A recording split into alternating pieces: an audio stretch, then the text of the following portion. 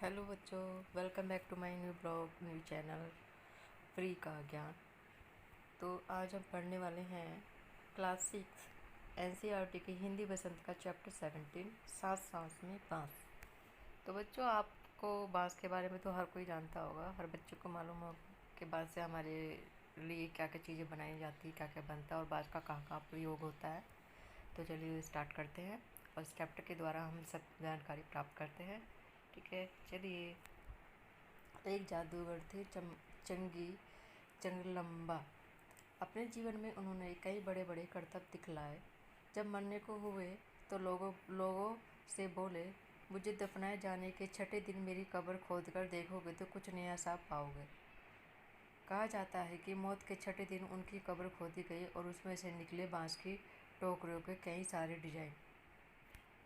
तो ये सब लोगों के लिए एक आश्चर्य की बात थी और बड़ा ही आश्चर्य था कि ऐसा भी जो उन्होंने बोला था, और उसके बोलने के बाद जब उन्होंने उनकी कब्र खोदी तो उसमें से क्या पाया कि बांस की टोकरियों के उन्होंने कई सारे डिजाइन मिले।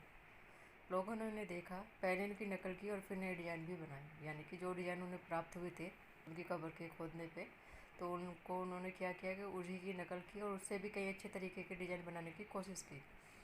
बांस भारत के विभिन्न हिस्सों में बहुतायत में होता है। बहुतायत यानी कि बहुत ज़्यादा मात्रा में होता है। भारत के उत्तर पूर्वी क्षेत्रों के सातों राज्यों में, सातों राज्य यानी कि उत्तर पूर्वी के जो सेवन सिस्टर के नाम से जो साउथ के स्टेट है उनकी यहाँ पे बात की जा रही है।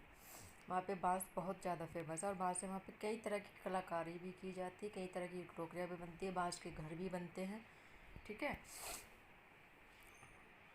इसलिए वहाँ बाँस की चीज़ें बनाने का चलन भी खूब है। सभी समुदायों के भरण पोषण में इसका बहुत ही हाथ है। यानी कि बाँस के द्वारा उन टोकरियों को जो वो बनाते हैं, जो भी कारीगरी की चीज़ वो बनाते हैं, उनको बेच कर वहाँ से वो अर्निंग भी करते हैं।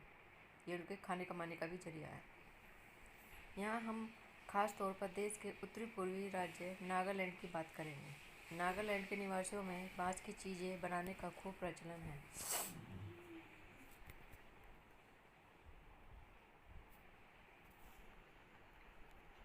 इंसान ने जब हाथ से कलात्मक चीज़ें बनानी शुरू की तो बाँस की चीज़ें तभी से बन रही हैं।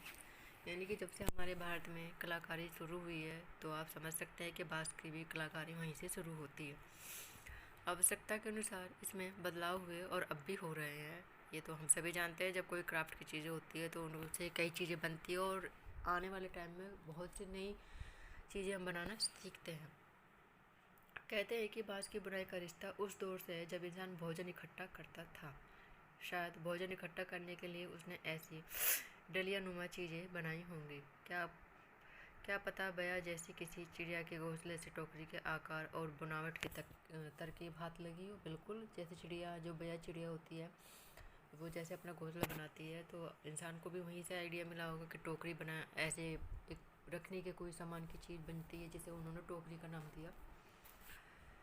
बाँस से केवल टोकरियाँ ही नहीं बनती, बाँस के खरपच्चों से ढेर चीज़ें बनाई जाती है, जैसे तरह तरह की चटाइयाँ, टोपियाँ, टोकरियाँ, बर्तन, बैलगाड़ियाँ, फर्नीचर, सजावटी सामान, जाल, मकान, पुल और खिलौने भी। आसाम में ऐसे एक जाली जकाई से मछली पकड़ते हैं। छोटी मछलियों को पकड़ने के लिए इसे पानी की सतह पर रखा जाता है या धीरे धीरे चलते हुए खींचा जाता है। बाँस के खरपच्चों को इस तरह बांधा जाता है कि वे एक शंकु का आकार ले लें। इस शंकु का ऊपरी सिरा अंडाकार होता है, यानी कि चौड़ा होता है, और निचले नुकीले सिरे पर खरपच्चियाँ एक दूसरे से गुथी भी होती हैं। ठीक है, गोलाई की तरह। ठीक है, जैसे एक टोपी का आकार होता है, इस तरह से गहराई वाली टोपी। खरपच्चों से तरह तरह की टोपियाँ भी बनाई जाती हैं। असम के चाय बागानों के चित्रों में तुम्हें ऐसी टोपियाँ पहने दिखे जाएंगे, और हाँ, उनकी पीठ पर टंगी बाँस की बड़ी सी टोकरियाँ देखना ना भूलें। तो आप लोगों ने देखा होगा चाय के बागान में असम की तरफ इस तरह से वहाँ पे बाँस की टोकरियाँ होती है, बाँस की टोपियाँ ही पहनती हैं। ठीक है, जुलाई से अक्टूबर घनघोर बारिश के महीने, यानी कि लोगों के पास बहुत सारा खाली वक्त या कहो आसपास के जंगल से बाँस इकट्ठा करने का सही वक्त है। तो कब से कब तक का इन्होंने बताया? जुलाई से अक्टूबर तक का। ठीक है, आमतौर पर वे 1 से 3 साल की उम्र वाले बांस काटते हैं, यानी कि उनको एक आइडिया होता है कि तकरीबन इतने साल का या इतने महीने का ये बांस होगा। तो उन्हें इस आइडिया से पता चलता है कि इससे इतनी उम्र का जो ये बांस है, इससे ये चीज़ बन पाएगी, इससे ये चीज़ बनेगी। एक हार्ड बांस हो जाता है, एक सॉफ्ट हो जाता है। ठीक है, तो बांस बूढ़े बांस सख्त होते हैं और टूट भी तो जाते हैं। बांस से शाखाएं और पत्तियां अलग कर दी जाती है। इसके बाद ऐसे बांसों को चुना जाता है जिसमें गांठें दूर दूर होती हैं। ठीक है, ज़्यादा पास वाली गांठों को वाले बांस को कम चुना जाता है। दाव यानी कि चौड़े चांद जैसे फाल वाले चाकू से इन्हें छीलकर खरपच्चे तैयार की जाती है। खरपच्चों की लंबाई पहले से ही तय कर ली जाती है। मसलन आसान जैसी छोटी चीज़ें बनाने के लिए बांस को हर एक गांठन से काटा जाता है, लेकिन टोकरी बनाने के लिए हो सकता है कि 2 या 3-4 गांठों वाली लंबी खरपच्चे काटी जाए। यानी कहाँ से काटा जाएगा यह टोकरी की लंबाई पर निर्भर करता है। ये मैंने आपको पहले ही बताया। आमतौर पर खरपच्चों की चौड़ाई 1 इंच से ज़्यादा नहीं होती। चौड़ी खरपच्चे यानी कि बांस को जब पतली पतली बारीक बारीक, जैसे आलू छीलते हैं ना, बारीक बारीक पतली पतली ऐसे, तो यहाँ पे मीनिंग वही है, खरपच्चे। ठीक है, इन्हें चीरकर पतली खरपच्चे बनाई जाती है। पतली खरपच्चे लचीली होती है, फ्लेक्सिबल होती है। ठीक है, खरपच्चे चीरना उस्तादी का काम होता है। बिल्कुल, अगर बांस, आपको पता है ना, बांस लग जाए तो हाथ में कैसे चुभ जाता है, फिर निकालना मुश्किल हो जाता है।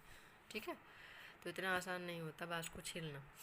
हाथों की कलाकारी के बिना खरपच्चों की मोटाई बराबर बनाए रखना आसान नहीं है। बिल्कुल, इस हुनर को पाने में काफ़ी समय लगता है। किसी भी कलाकारी को सीखने के लिए समय तो लगता ही है। टोकरी बनाने से पहले खरपच्चों को चिकना बनाना बहुत ज़रूरी है। या फिर दाव काम आता है। दाव एक तरह का क्या है, बांस को छीलने वाला औजार है।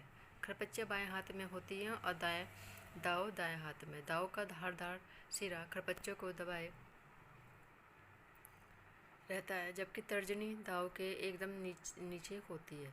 ठीक है, इस स्थिति में बाएं हाथ से खरपच्चों को बाहर की ओर खींचा जाता है। ये इतना आसान नहीं होता, बहुत ही टफ होता है, पर जिन लोगों को इनकी आदत होती है, जो ये कार्य करते रहते हैं, उन्हें इनकी आदत होती है। इस दौरान दायां हाथ दाव को अंदर की ओर दबाता है और दाव खरपच्चे पर दबाव बनाते हुए घिसाई करता है जब तक खरपच्चे एकदम चिकनी नहीं हो जाती। यह प्रक्रिया दोहराई जाती है। इसके बाद होती है खरपच्चों की रंगाई। इसके लिए ज़्यादातर गुड़हल का जो फूल होता है, वो इमली की जो पत्तियाँ होती है आदि का प्रयोग किया जाता है। काले रंग के लिए उन्हें आम की छाल में लपेटकर कुछ दिनों के लिए मिट्टी में दबाकर रखा जाता है, जिससे वो रंग पकड़ लेती हैं आम के पत्तों का। ठीक है, आम की जो छाली होती है उसका रंग वो ले लेते हैं। तो बांस की बुनाई वैसे ही होती है जैसे कोई बुनाई हो। पहले खरपच्चों को चित्र में दिखाए गए तरीके से आड़ा तिरछा काटा रखा जाता है। फिर बाने को बारी बारी से ताने के ऊपर नीचे किया जाता है। इससे चेक का डिजाइन बनता है, पलंग की निवाड़ की बुनाई की तरह। ढुलाई बनाना हो तो हर एक बाबा 2 या 3 तानों के ऊपर और नीचे से जाता है। इससे कई सारे डिजाइन बनाए जा सकते हैं। टोकरी के सिरे पर खरपच्चों को या तो चोटी की तरह गूंथ लिया जाता है या फिर कटे सिरों को नीचे की ओर मोड़कर फंसा दिया जाता है और हमारी टोकरी तैयार। चाहो तो बेचो या घर के काम में ले लो। तो एलेक्स एम जॉर्ज ने यह जो वहाँ की जानकारी हमें दी है कि बांसों का प्रयोग हम किन किन चीज़ों में करते हैं और ज़्यादातर ये कहाँ पर पाए जाते हैं। ठीक है, तो हमें इससे जानकारी मिलती है और इसके कुछ अभ्यास प्रश्न हैं जो आपको इसी पार्ट में के आपको मिलेंगे। बहुत ही आसान प्रश्न है। ठीक है, जब आप इसको पढ़ेंगे करेंगे तो आपको इजीली हो जाएगा। ठीक है, तो चलो दोस्तों, बच्चों, आज यहाँ पे ये चैप्टर समाप्त करते हैं। आई होप कि आपको ये चैप्टर अच्छे से समझ में आ गया होगा। ठीक है, मिलते हैं नेक्स्ट क्लास में, तब तक के लिए बाय।